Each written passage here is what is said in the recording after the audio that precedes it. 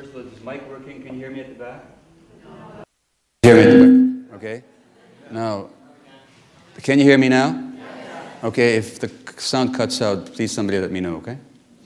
Well, thank you all for being here. I'm honored that you are. Thank you to Banyan Books for facilitating this event.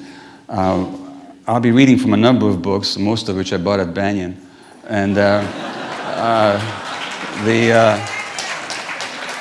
the problem is with me is I have an addictive personality. If there's such a thing, I have it. And so that means I can get hooked on anything. Now, whenever I run into a spiritual crisis, my way of dealing with it is to go out and buy another spiritual book, and which I don't read. But next time I run into another spiritual mud bath, I go out and buy another book. In fact, I buy several at one time. So Banyan has everything to be grateful for as far as I'm concerned, because I'm probably personally responsible for their annual profit, such as it might be.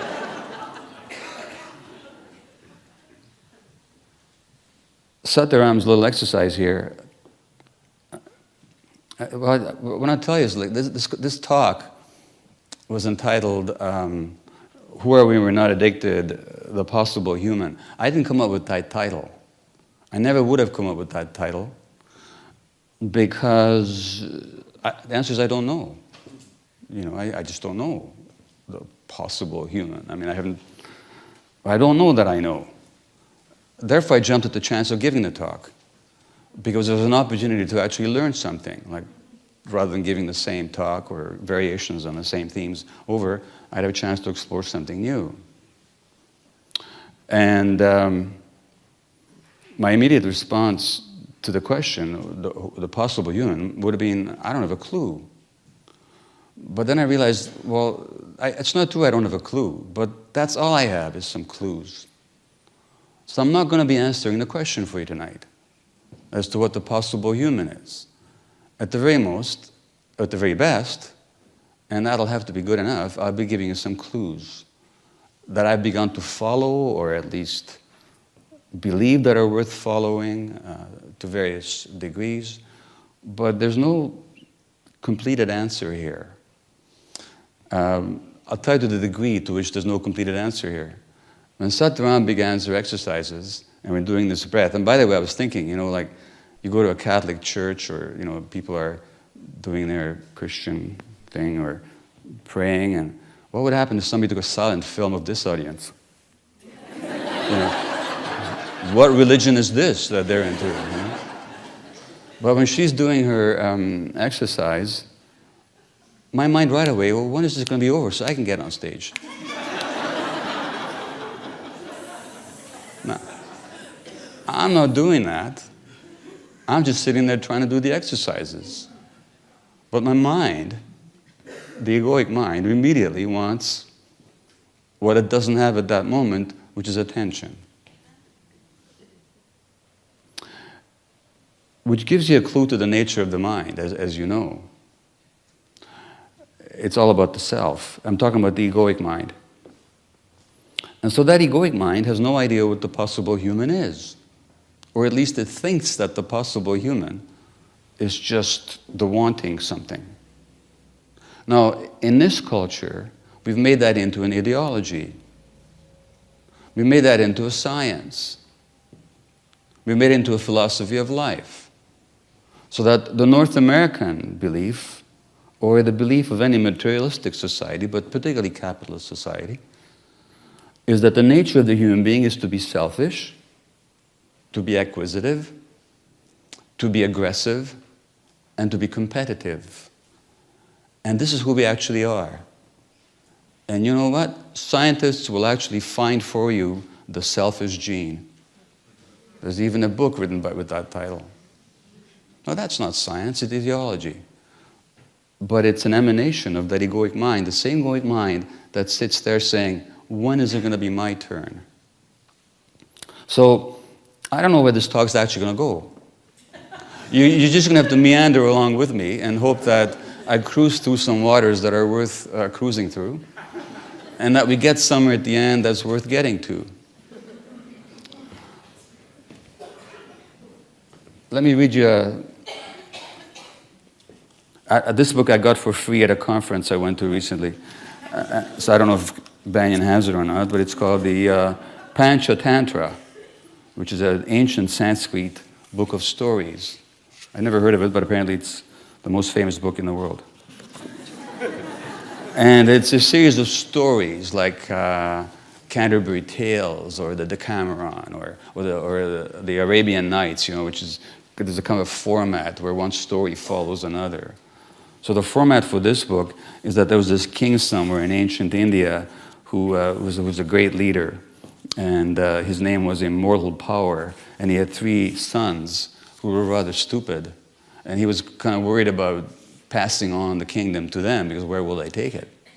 So he talked to his wise men who each gave their advice on how these rather obtuse, closed-minded sons can be turned into wise rulers. But all that would have taken many, many years. So finally he hears about a wise man who possibly can do it sooner. And this wise man comes and says, his name is Vishnu Sharman. "O king, listen, here's the plain truth. I'm not the man," and he says, "I don't want your money, I don't want you to pay me land grants, or I don't need your grains, I don't need your money. I'm 80 years old, I'm done with sensual desire. There's nothing you can give me," he says. "But I will teach your sons," he says. "My boasting arises from no greed for cash." He says, "I can do this." He says, "But I'm not boasting," he says. "Besides, I have no use for money. I'm 80 years old, and all the objects of sensual desire have lost their charm. But in order that your request may be granted, I will show a sporting spirit in reference to artistic matters. Make note of the data. If I fail to render your sons in 6 months' time incomparable masters of the art of intelligent living, then His Majesty is at liberty to show me His majestic bare bottom." That's my promise to you. If I don't give you anything tonight,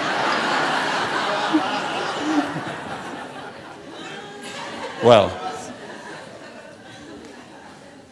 in preparation for this talk, well, as I was preparing to give this talk, somebody, a friend of mine, who I met last summer, sent me a poem by Adyashanti. And Adyashanti is one of the current spiritual masters whose books and DVDs I have bought at Banyan.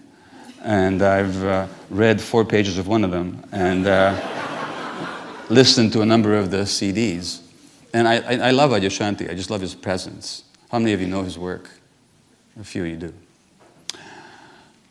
But somebody sent this poem, and she said, "Sunyata, are you here tonight?" "Yeah, hi. You sent me this?" "Yeah." And Sunyata sent me this with the message that this is just perfect for your talk, because this is who we actually are. And so here's a poem by Adyashanti, who says, "Who are you?" And he says, "You are beyond the body, mind, and personality, beyond all experience and the experiencer thereof, beyond the world, etc. Be still and awaken to the realization of who you are." And it talks about your supreme reality, and you're the formless source. And the more I read this, the more infuriated I get, Sunyata. Not at you. But at this message that, and Eckhart Tolle, another great teacher, talks about, how we're being, and we're not the egoic mind, and we're presence. When I hear this stuff, it drives me crazy. Part of me drives me crazy because, on the one hand, something in me recognizes the truth of it, but there's no way I can get there. I've never experienced myself as any of those things. So I thought, in preparing this talk, for me to stand up here and give you all these spiritual truths about, when we're not addicted, we're presence. And when we're not addicted, then we're love. And when we're not addicted, then we're wisdom. And we're being. And we're the universe. And we're connection. I'm sure all that stuff is true. But I've never been there. How can I stand here and give you all that stuff? Out of the mouth of an Adyashanti who's had that experience. And I genuinely sense that he has. those are not cliches. Those are just a reality that he's embodying. But for me to give you those words would be absolutely a lie. So that's not what I can tell you. That's not what I can tell you at all. The only clue I can give you is how perhaps to get there, or at least how to get beyond this egoic mind of ours. Because I very well know that that little mind of mine that jumps around when Sadharam is bringing us into the present, and that little mind of mine that jumps around all about the self, and it creates a film over my experience of the world. It creates a barrier between myself and the universe, a barrier between myself and my deeper self, a barrier between myself and other people, and a barrier between myself and nature. Karl Marx said that there are four, alienation basically has four aspects. We're alienated from nature, we're alienated from our true selves, we're alienated from other people, and we're alienated from our work, so that what we do does not represent who we are. So the nature of the society is that it promotes those alienations. And the mechanism of that alienation is that very egoic mind that in me is extraordinarily prominent and is very much in charge of my mental life. So in this Shanti poem, though, there's a clue. He says, be still and awaken to the realization of who you are. Well, be still, he says. The problem is really that we don't know how to be still, and the mind does not know how to be still. And so that if I don't know, if I haven't experienced perhaps what he's experienced, it's likely due to the fact that my mind has not been still long enough to experience any of that stuff. And I do everything in my power very often to keep it from being still. So we escape stillness. So in Joan of Arc, one of the plays by George Bernard Shaw, Joan, the French young woman visionary and military leader, is talking to the king of France. And the king says, and of course Joan hears voices. Today she would probably diagnose as schizophrenic. And these voices are telling her. I mean, imagine, this of course really happened. Imagine if some young woman went up to Stephen Harper and said that, I hear voices and they're telling me that you shouldn't allow the pipeline from the northern... Well, I mean, she'd be hustled off to a psychiatric institution and be drugged full of the modern miracles of medication. But in this case, of course, Joan was heard for a while by those that mattered. So the king says to Joan, why aren't the voices come to me? Why don't they come to me? I'm the king, not you. And Joan says, they do come to you, but you don't hear. You don't hear them. You have not sat in the field in the evening listening for them.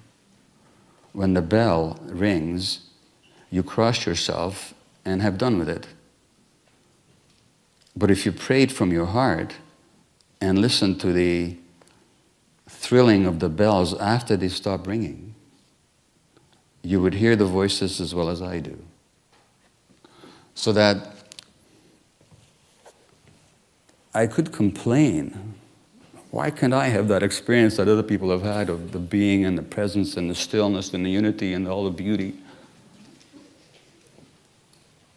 Or I could actually notice that I've never stayed still long enough for that to happen. I've not trained my mind in that particular way.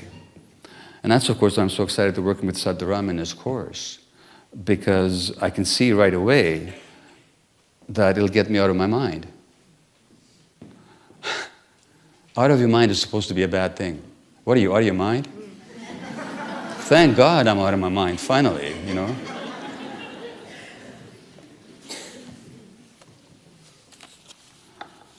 And so I do get that it's not about what anybody else will teach me. And it's not about what I'm going to teach you either. Jesus says to his followers at some point, when he's going to leave them, he says, I'm going to leave you soon, he says, and I'm leaving you, he says, for your own good. Because if I stayed around, you'd never learn. Because you'd be looking to me.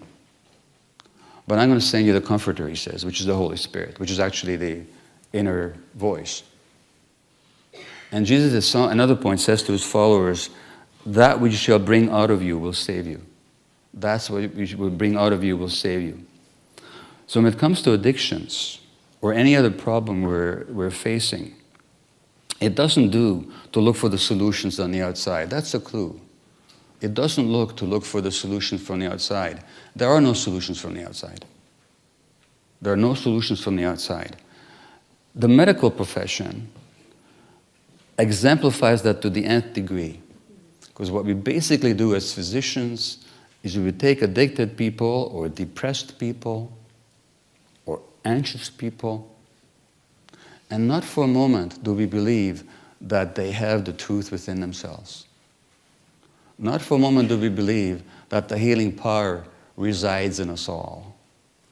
Not for a moment do we have any idea how to encourage, invigorate, and empower that healing capacity that we all have.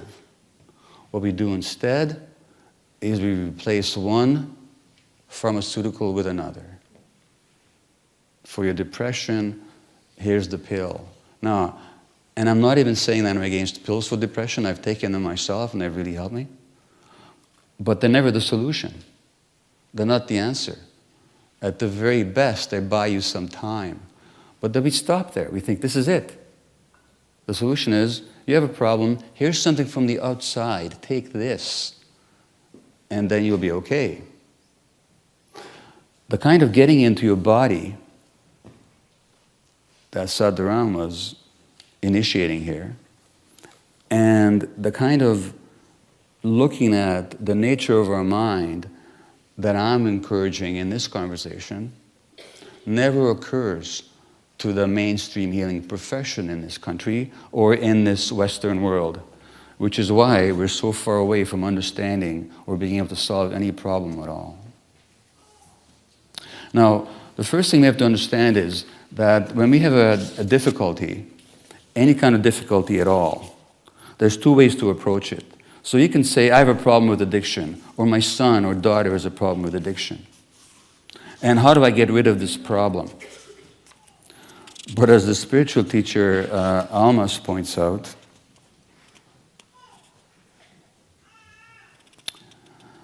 and do I have the right quote? No, here it is. And I bought his books at Banyan, by the way. He says, all the difficulties you experience, all the problems you have, exist quite simply because you don't want to grow up. On some level, we don't want to take responsibility. So the question is how to take responsibility. And furthermore, he says that the reality is that every problem that we have can be looked at two ways. We can look at it as a difficulty to get rid of, or we can look at it as a message from our true selves. We can look at it as something to overcome and get through, or we can see it as a possibility of learning. And he says that all the difficulties that we have are actually designed for us by a part of ourselves that loves us so much that'll create extra difficulties for us if we don't get the message. What else can it do? So that I've actually had people with cancer come and say to me, you know what, this cancer is the best thing that ever happened to me. And I've had people who've overcome addictions say to me, the addiction which gave me HIV is the best thing that ever happened to me.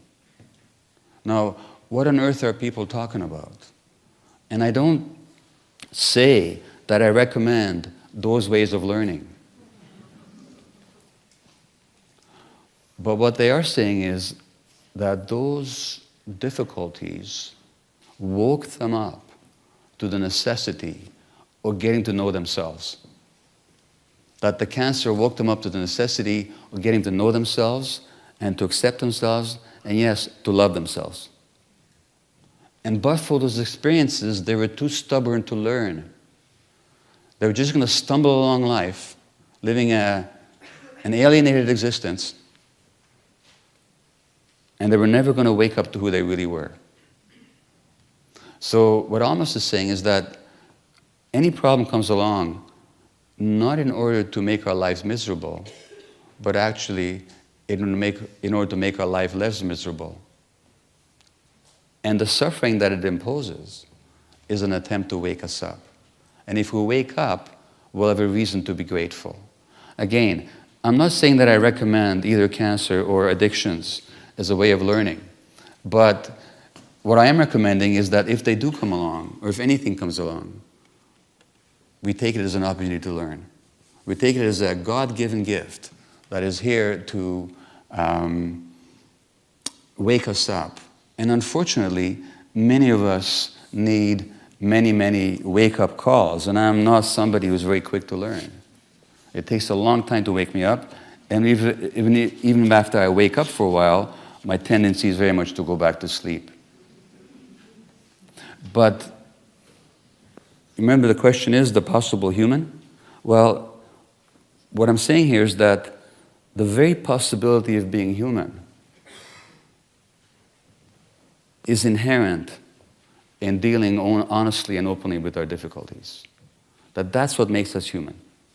That dealing honestly and openly and courageously with our difficulties is exactly what makes us human.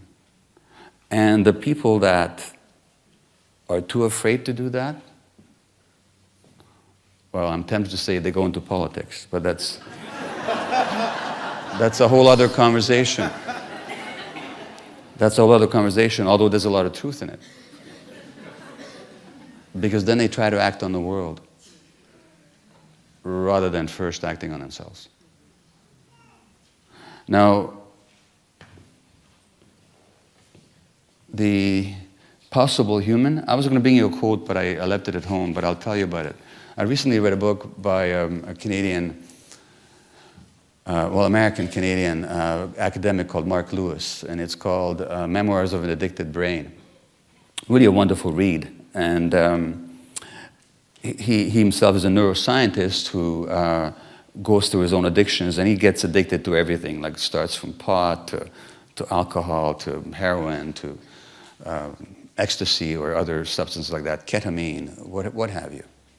So he goes through the whole gamut of addictions. And he talks about the physiology of the addicted brain as well. Now, at a certain point, he's in Malaysia, and he's tramping through the jungle with some fellow scientists. And he runs across this, or in a clearing, they find these two people, a father and son, of one of the native Malaysian. They're not Malaysian, they're actually more original than the Malaysians. But it's in that area somewhere. This tribe, this jungle tribe, and these two people are standing there. And I wish I could have read to you the eloquent description of these two human beings. But the fundamental sense of it is that they are two real people, absolutely grounded in themselves, comfortable with who they are, confident about who they are, not at all egotistical, neither afraid nor aggressive, and they feel safe and very much rooted in their world. It's a beautiful description. And of course, Lewis contrasts the confidence and stillness and presence of these two people with his own neurotic, troubled, uncomfortable in his own skin consciousness. And he says it's possible to be like that the very possibility of being like that excited him. So when we talk about the possible human, we're not just talking about some faraway ideal that maybe will exist at some point in the future. And there's a kind of an idea these days that we're evolving to something higher. I don't go along with that. That something higher has already existed and still exists in a very few rare places in the world where so-called civilization hasn't intruded. It's not that we have to evolve into something higher. It's that we have to shed the mental and spiritual pollution that so-called civilization has instilled in our minds and in our souls and in our personalities. And that's not a personal problem. It's not a problem of me in this individual. It's not my failure. It's not your failure. If you're not comfortable in your skin, if you're not as grounded, present, still, confident, self-regarding, in a positive sense, individual, that's not your personal failure. This is the culture that we live in. But that possibility is inside all of us. That's our true nature. That's actually who we are. So we're not talking about some future evolution. We're talking about what's here right now in terms of possibility. And so, from that point of view, I'm very happy with Almas's definition of enlightenment. Because when he talks about enlightenment, he says it's very simple. It's not this grand recognition of the unity of all. Although it's clear to me that he's experienced that. When I listen to him, that's the sense I get. And I had that experience almost once. But it was under the influence of a substance. The substance was ayahuasca, which is a great spiritual teacher. And I'm not getting into that conversation right now. But I set this intention before the ceremony of experiencing God. I was going to go for it. I was going to go for the big enchilada, you know. I was going to for once I wanted to experience God, you know. Because people have, you know, or universality, or whatever the word is. I mean, God is just a word. Right? And I wasn't going to experience any particular religion. I just wanted to get the whole picture. And I've seen people do it. I've been in retreats. You know, I've been in retreats where people have these spiritual experiences where they really get the connection, oh, the love, the beauty, and they're getting that, and I'm sitting there seething with rage. Because they're getting it and I'm not. An egoic mind can only think in terms of loss. If somebody's getting something, then I'm not getting it. It's like the cake is only this big, and if somebody else gets spirituality, then I'm not getting it, and why, it's not fair, you know? Anyway, I did the ceremony, and I had the influence of the teacher, ayahuasca. No angels, no staircases, you know, leading up to the heaven, no trumpets in the sky, nothing. Okay? I missed it again. And then I go outside, and there are the trees, looking like trees. But all of a sudden, they're not like trees. They're real beings who are somehow, they're not talking to me, but they're communicating with me. They're not saying anything in particular, but they're not separate from me, is what I'm saying. Then this flock of Canada geese.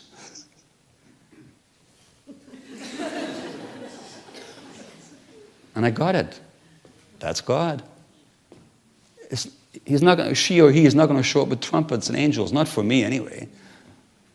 But it's been there all along. And all that morning, I was just looking at the trees and the geese and the grass, and there was this perfect unity. I had the experience.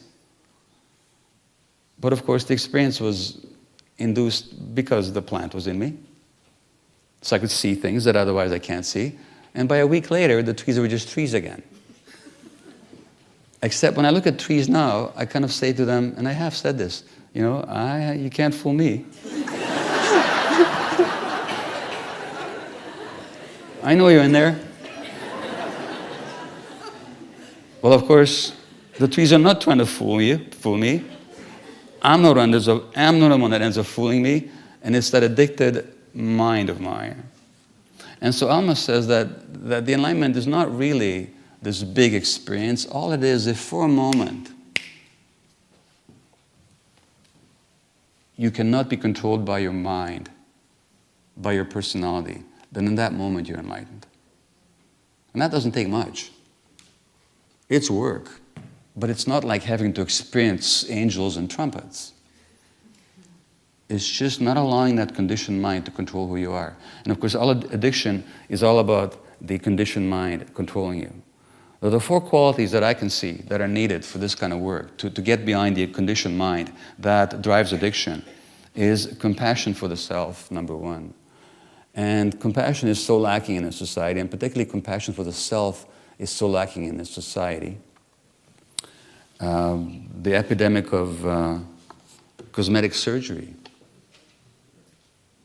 It's a massive epidemic of lack of self-compassion. People just cannot accept themselves the way they are. And of course, society says, and you shouldn't accept yourself the way you are, because you're not good enough. But people say to me sometimes in workshops, I've never loved myself. I can't love myself for a second. And that's because they don't see love when they see it. Because they think that love, self-love, is some kind of emotion. They think that for self-love, I mean, how many of you think that you don't love yourself? Have you had that experience of not loving yourself? Yeah? You know? Well, the fact is, if you didn't love yourself, what the heck are you doing here? The very fact that you're here means that you love yourself. Because something about this topic said to you that there's a possibility of transformation. There's a possibility of being human, and by being human, all I mean is being comfortable in your own skin as you are. There's just like those 2 people I told you about.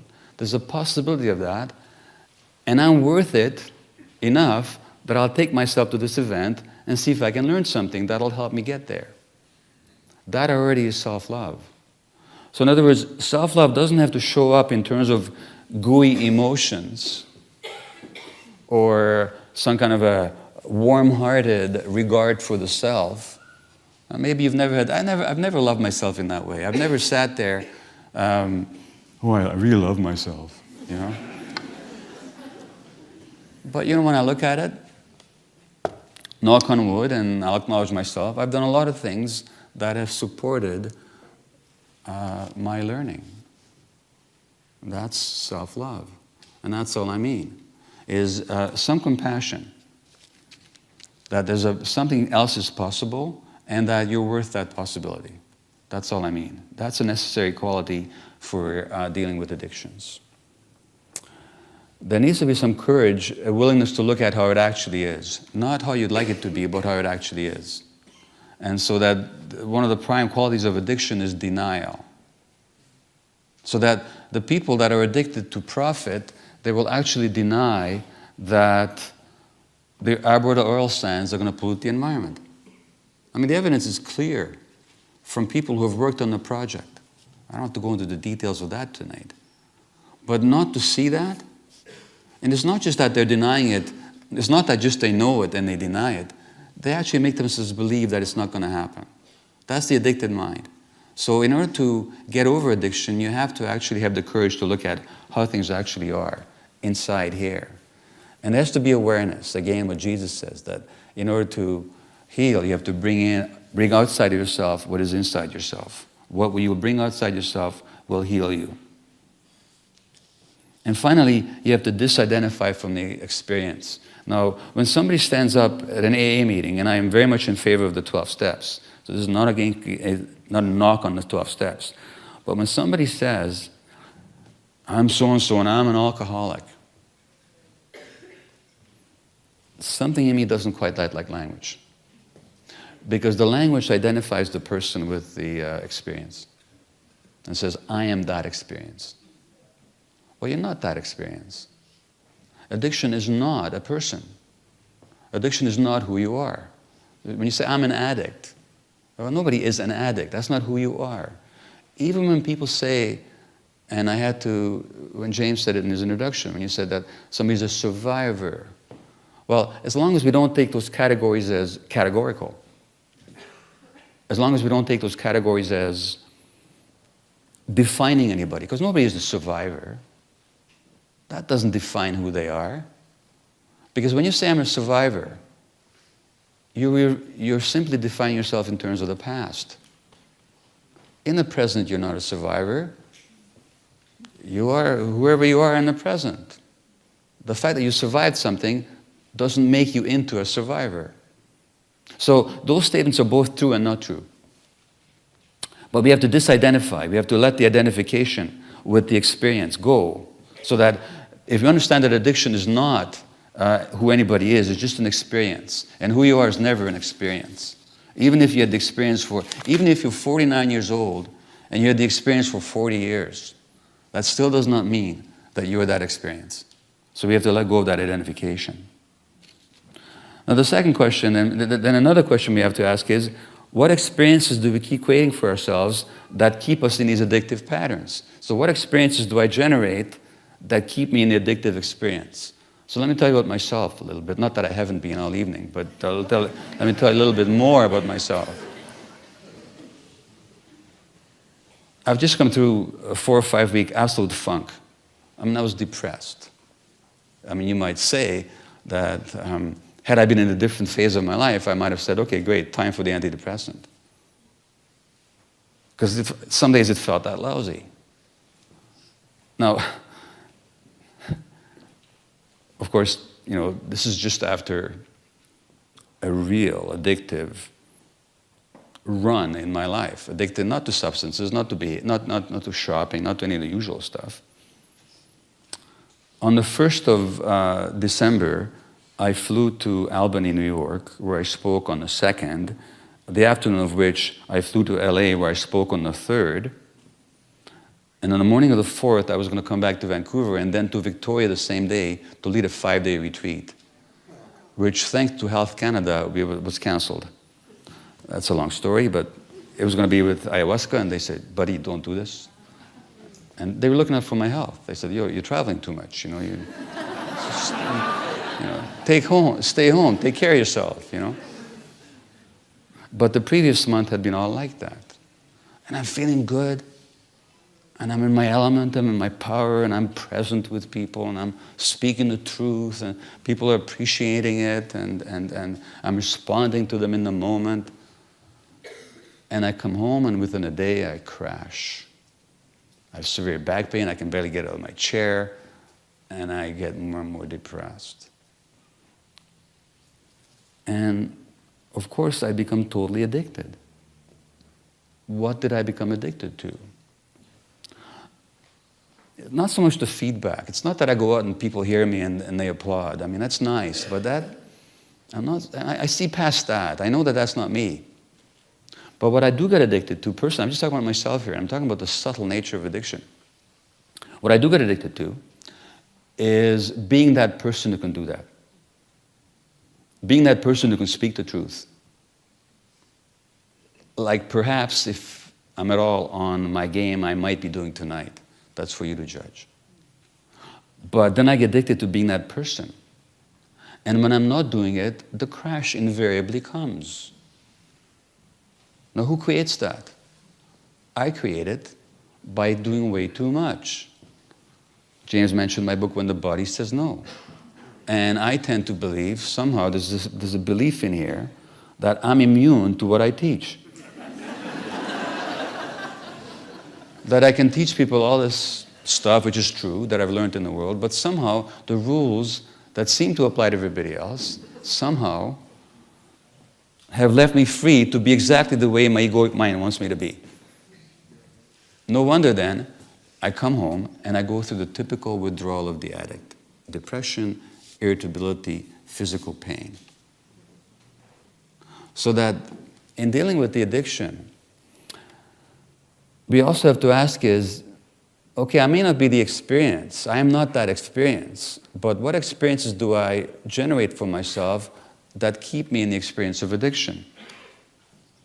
Now, why is it so difficult?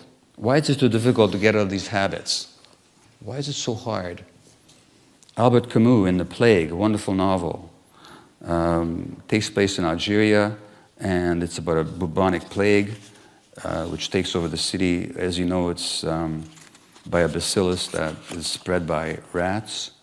And his Dr. Roux, who is one of the leaders in the fight against the bubonic plague, at the very end of the novel, the plague is beaten back, the city revives, the healthy can start living again, free from the fear of the plague, and so everybody's happy.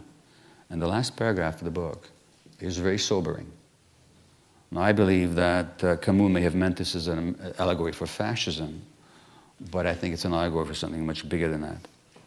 And so he writes in the last paragraph, and indeed, as he listened to the cries of joy rising from the town, Roux remembered that such joy is always imperiled. He knew what these jubilant crowds did not know, but could have learned from books, that the plague bacillus never dies or disappears for good, that it can lie dormant for years and years in the furniture and linen chests, that it hides its time in bedrooms, cellars, trunks, and bookshelves, and that perhaps the day will come when, for the bane and enlightening of men, it roused up its rats again and sent them forth to die in a happy city. And what he's talking about for me, beyond the possibility of fascism, is also the nature of the egoic human mind, because actually on the political level, fascism is simply the highest representation of the egoic human mind. The Führer, you know, the I, the ego. But that's the ego inside all of us. And it threatens to come back all the time.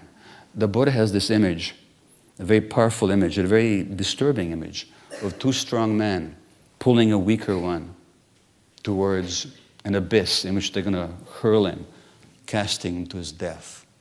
And the weaker man resists and digs his feet into the ground and tries to save himself from perdition, but of course they're stronger than he is. And the Buddha says those two strong men are our habit energies.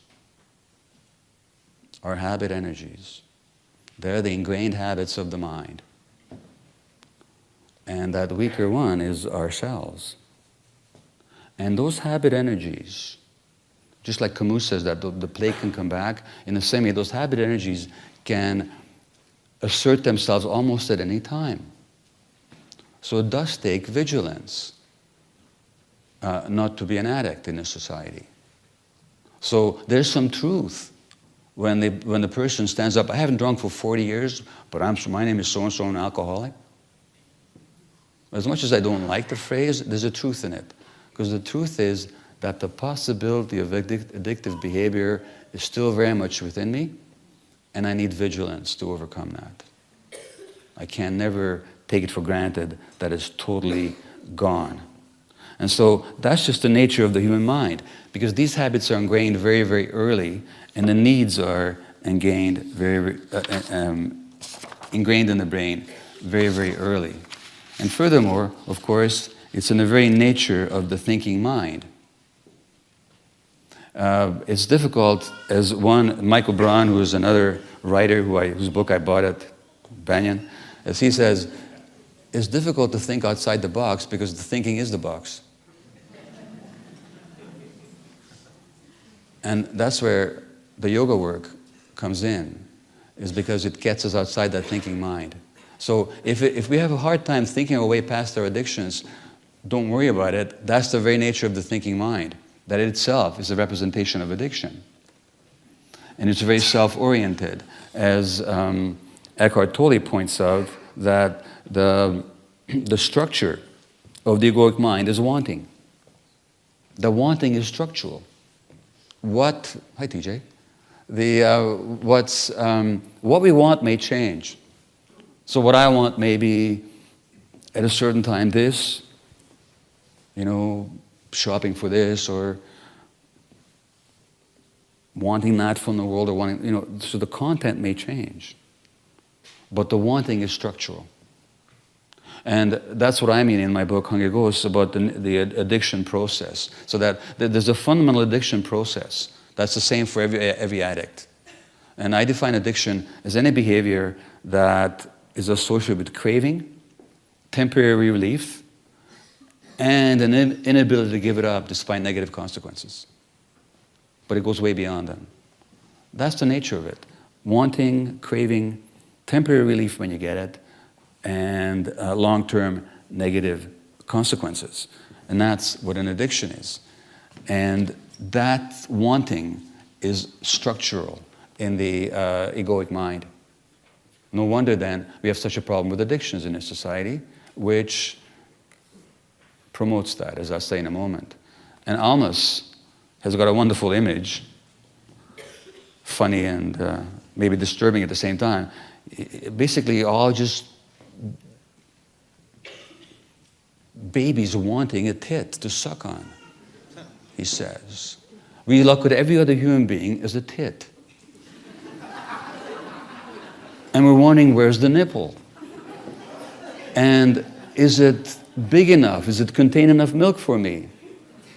And will I like the milk? Or will it turn sour? Is it going to make me feel good, or will it give me a tummy ache? Or is the tit too big and will it smother me?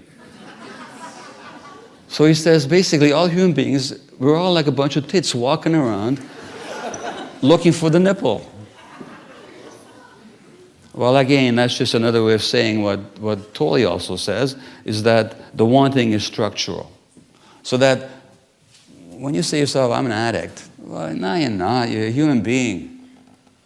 You're a human being. The degree of your wanting, of course, is related to the degree of emptiness that you experience, and that the degree of emptiness that you experience is very much related to what happened to you very early in life. And before I go there, let me just also say that, again, it's not a personal problem, it's in the very nature of the world. And in the Tibetan Book of Living and Dying, the Sogyal Rinpoche says that the greatest achievement, he says, of our Western civilization, he says, the greatest achievement of modern culture, he says, is the brilliant selling of samsara. Samsara meaning the Sanskrit term for suffering. So that the greatest achievement of our culture, he says, is the brilliant selling of suffering. And its barren distractions. Modern society seems to me, he says, a celebration of all the things that lead away from truth, make truth hard to live for, and discourage people even from believing it exists.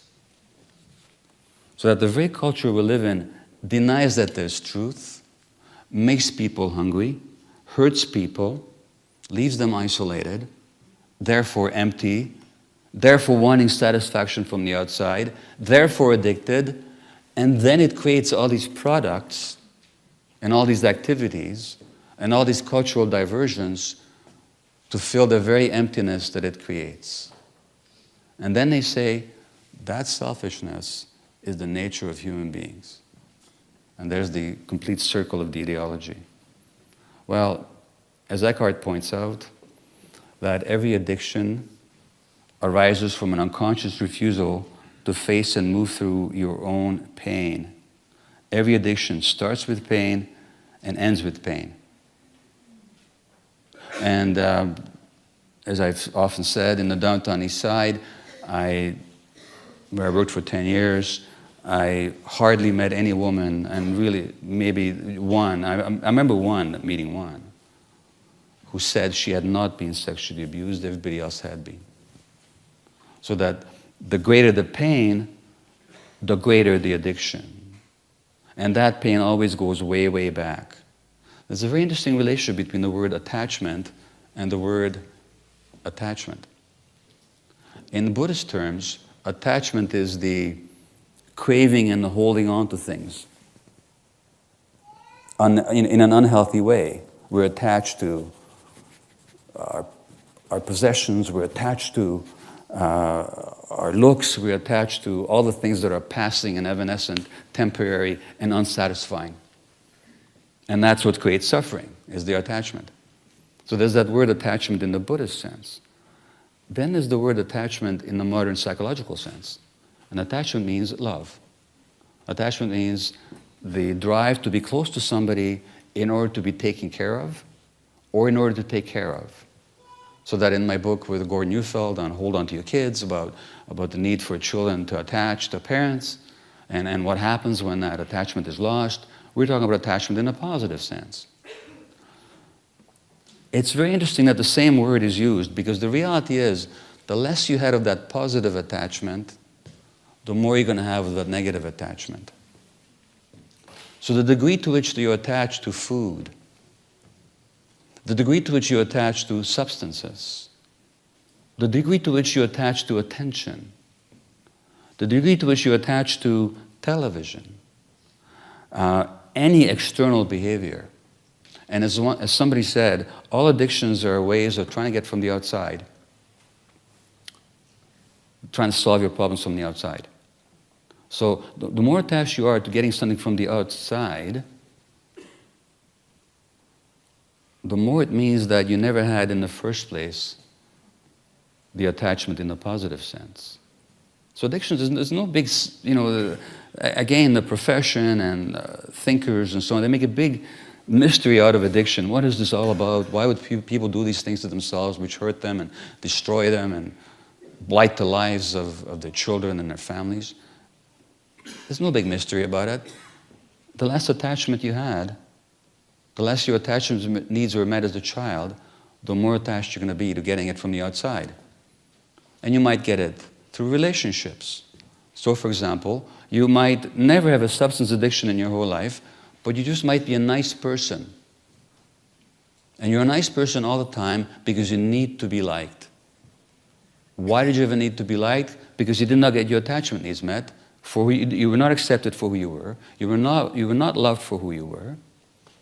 Therefore, in order to get love, that song, you might as well face it, you're addicted to love.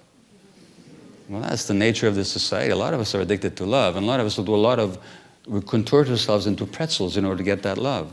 So some people are very, very nice, and they make themselves very, very nice. So nice they end up getting cancer. And that cancer is very much a manifestation of not having been loved in the first place, and therefore they suppress themselves in order to be liked, and that self-suppression ends up suppressing their immune system. That again is a whole other conversation, but that too comes from the need to get something from the outside. So the less we had that attachment given to us in the first place, the more we try and crave it and try and get it from the outside, which is the very nature of addiction. So at the heart of addiction, there's loss and there's pain. And what is the nature of that pain? And Eckhart says that basically all emotions are modifications of one primordial, undifferentiated emotion that is its origin in the loss of awareness of who you are. And so that the big loss is not that your mother didn't love you, or your father didn't love you the way, or even that they abused you. That's not the big loss for any of us. And so, in my work, although it's important to understand what happened to people as children, it's not sufficient. It doesn't matter how many times you go through the trauma that you experienced as a 5-year-old, whether you were abused or mistreated or what. It doesn't matter, because that wasn't your big problem. And as Alma says really eloquently, he says, the fundamental thing that happened and the greatest calamity is not that there was no love or support. The greater calamity, which was caused by that first calamity, is that you lost the connection to your essence. That is much more important than whether your mother or father loved you or not. So the big thing then is not to focus on what happened externally and how do I get that from the outside, but how do I reconnect to myself?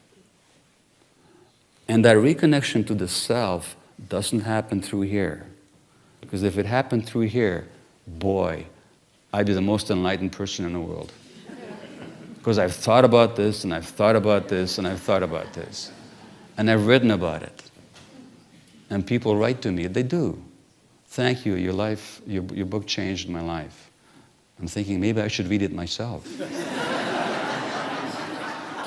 Because thinking about it, and even talking about it, and teaching it, and helping other people get there, doesn't get me there.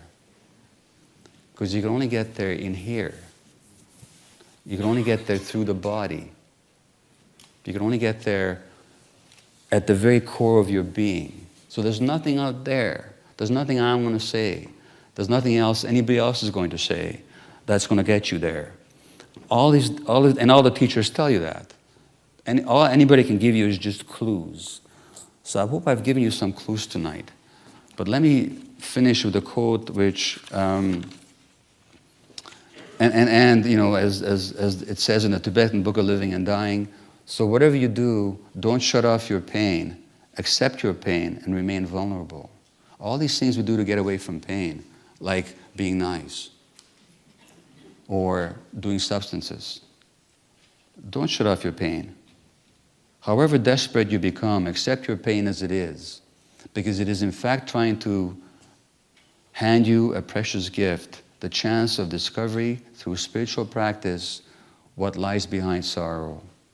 And don't we know, he says, and only far too well, that protection from pain doesn't work, and that when we try and defend ourselves from suffering, we only suffer more, and then we don't learn what we can from experience. Or as Amos says, the surest way to get to hell is to resist going to hell.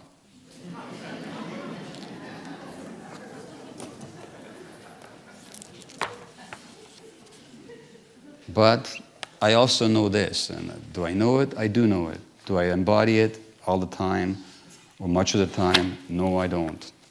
Do I know it? Yes, I do. And there's a deeper knowing that just says aha to something. And I'm sure that that deeper knowing is in you and in all of us. And this is the possibility of being human. And the Buddha said, he talked about the interconnection of all things. He says, contemplate the nature of interconnected arising during every moment. When you look at a leaf or a raindrop, meditate on all the conditions, near and distant, that have contributed to the presence of that leaf or raindrop.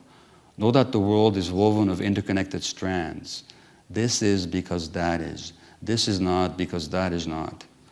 This is born because that is born. This dies because that dies. The birth and death of any dharma or any phenomena, he means in this sense, are connected to the birth and death of all other phenomena. The one contains the many, and the many contains the one. Without the one, there cannot be the many, and without the many, there cannot be the one. So that sense of connection with which Sadharam ended her exercise is also where I would like to leave you. Because I know that I'm really talking to brothers and sisters. I know that every single one of you have experienced that dancing monkey of the egoic mind. I know that it's been active in many of you even during this conversation. And then why shouldn't it be? That's the nature of it. But I also know that doesn't make you into an addict. It just means that that's the experience that you're having. And I also know that the sense of connection that Sadharam's exercise encouraged in us, when we're able to be still and we're able to pay attention to what's actually there, then that sense of connection isn't just an idea, it's actually a reality way beyond the separation that the mind would otherwise impose. Thank you very much.